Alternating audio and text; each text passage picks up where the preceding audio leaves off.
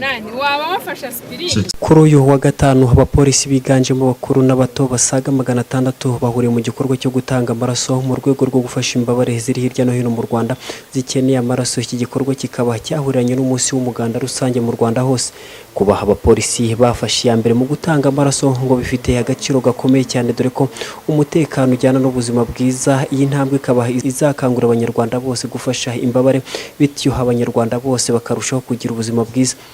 SP Theos Badege, umuvugizi wa polisi y'u Rwanda, yavuze ko iyi ari gahunda rusange ya leta, ariko kandi ubuyobozi bukuru bwa polisi bukaba bwarafashe igihe cyo kubisobanurira abapolisi kandi kikaba kitabiriwe cyane. Tanga amaraso ni igikorwa cy'umuntu ku giti cye.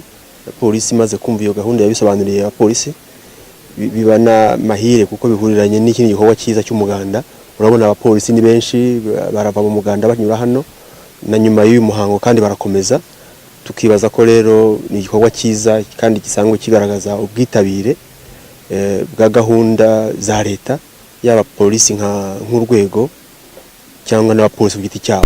Dr. Ndimubanzi Patrick, umunyamabanga wa leta muri Minisiteri y'Ubuzima ushinzwe ubuvuzi rusange n'ubuzima bw'ibanze, yavuze ko igikorwa cya polisi y'u Rwanda cyo gutanga amaraso ari icy'ubutwari ndetse n'ubwitange, bikaba bijyanye n'inshingano polisi isanzwe ifite zo kurinda no gufasha abanyarwanda.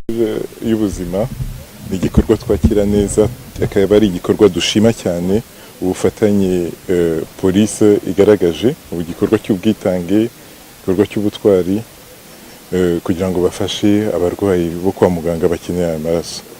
Mu by'ukuri aya maraso araza agafasha agakiza ubuzima, bikaba rero bijyanye n'inshingano polisi isanzwe ifite yo kurinda abaturage no kubafasha.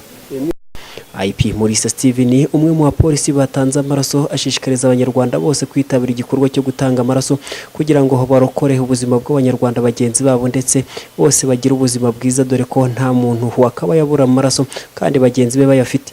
Bose nk'abandi bantu bose basanzwe bakwiriye kwitabira kino kibazo igikorwa cyo gutanga amaraso kugira ngo abanyarwanda bose bagire ubuzima bwiza. Imibare hitangwa na Minisiteri y'Ubuzima igaragaza ko amaraso hatangwa n'abanyarwanda agenda yiyongeraho 10% buri mwaka, dore ko mu mwaka wa 2016 hari hatanzwe udusashe tugera ku 60,000, mu gihe mu mwaka wa 2015 bari babonye udusashe 33,000.